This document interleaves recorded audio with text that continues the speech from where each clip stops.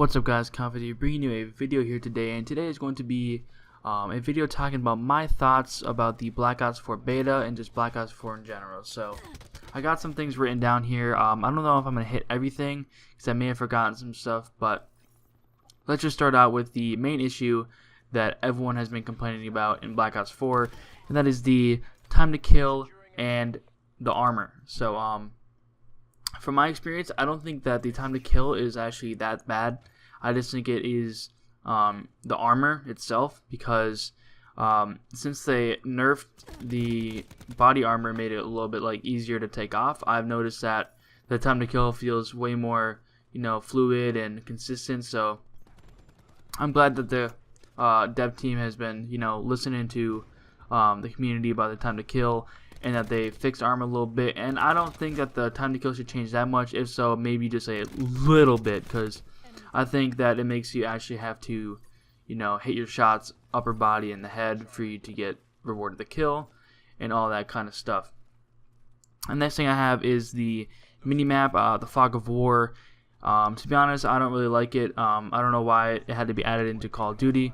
I just think they should have just done the regular minimap from every other Call of Duty, where suppressors are silenced on minimaps. You can't see where they're shooting, and when people shoot, you can see them on the map where they are, and then UAVs and obviously other score streaks that show people up on the map. But the Fog of War thing makes it so if you run past somebody or run by, somebody's in a corner behind you, comes up on your minimap and you can see them. But they've actually announced that they're making a change where it'll only be like the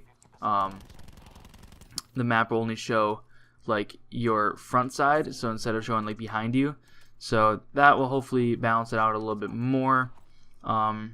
So hopefully that's not that big of an issue when the game comes out, but I just think it kind of defeats the purpose of flanking and ninja defusing and using a suppressor in general. So next thing is the gun variation. I'm a big fan of the guns in this game. There's a lot of usable weapons out there that are actually pretty good. There's a variation of weapons from ARs. There's a few good assault rifles, a few good SMGs. Snipers are a little overpowered, but those will get a little bit nerfed, and then all that kind of stuff.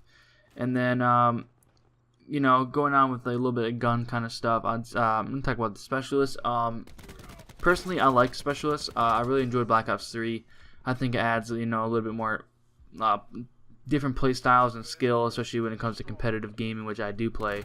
So I think that specialists are cool, fun, and though they may be like the same characters, they are actually different abilities in some ways. So I think it's gonna add a different skill sets to the game that people can master and get good with. So that'll be kind of fun. I like the maps in this game. The maps, they're a little crowded, even for 5v5, but I just can't imagine what it would be 6v6 on all these maps, like Hardpoint or something. That'd be kind of crazy. And so yeah, I think the maps are good. They're all regular, Treyarch 3-lane maps, just like Call of Duty usually is. So I think that the maps are pretty good, and I can't wait to see the new ones that are coming out on release day.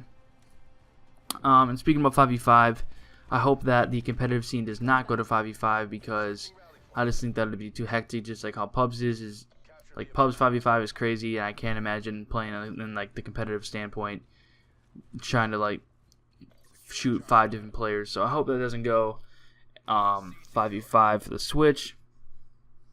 Next is, I feel like the lack of equipment because of the specialists. You can't you can't equip a grenade or a stun without taking off your special ability, which could be pretty lethal. So you're taking a big sacrifice for people to just throw on a grenade that you can use, that probably doesn't do any damage, because I haven't even seen any grenades in this game, to be honest. I've only been some at flashbangs, and those are very those are very overpowered. So I hope to see some change, especially in like the competitive scene. I can see people switching out their equipments for grenades or stuns. So we'll just see how that have to play out. Score streaks in this game, I think the score streaks are a little bit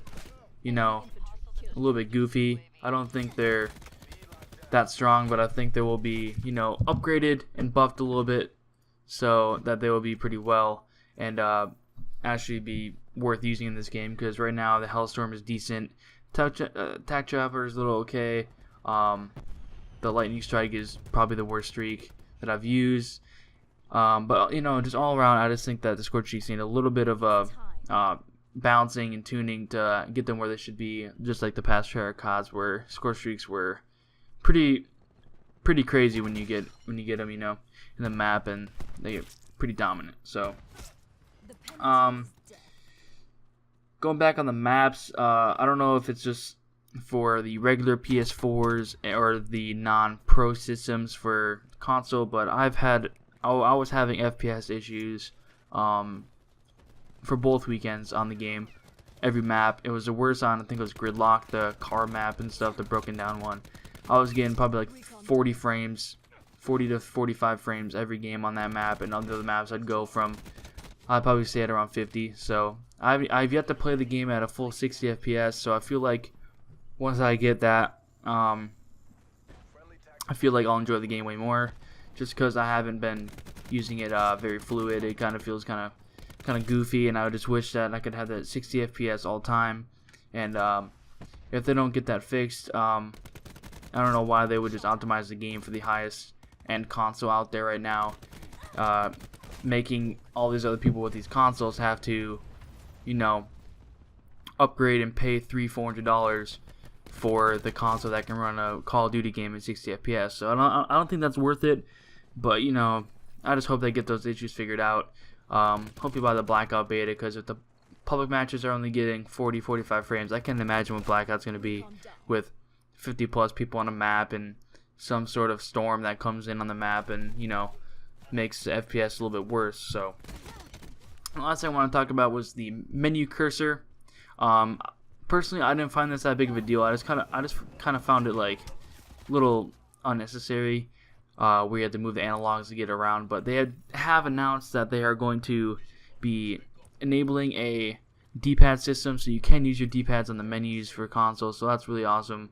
A lot of fans were, you know, arguing about that and complaining. So I'm glad that Treyarch has listened and is added that option. So that's pretty much all I have right now, guys, on the notes. I will be uploading one of these videos after Blackout, the beta coming on September 10th, and probably, I don't know how long it's lasting, they didn't say, so maybe it'll be a long beta, but we'll have to see.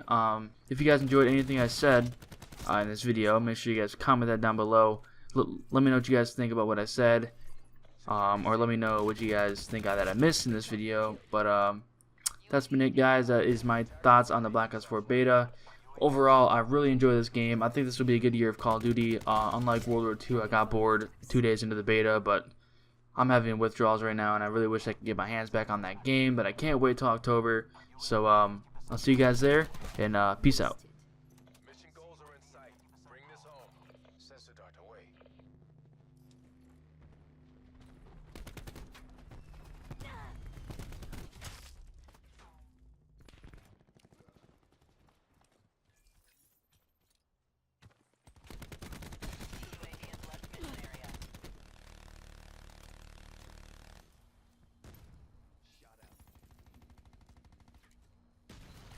Losing Bravo. AO pacified. Government forces take the win.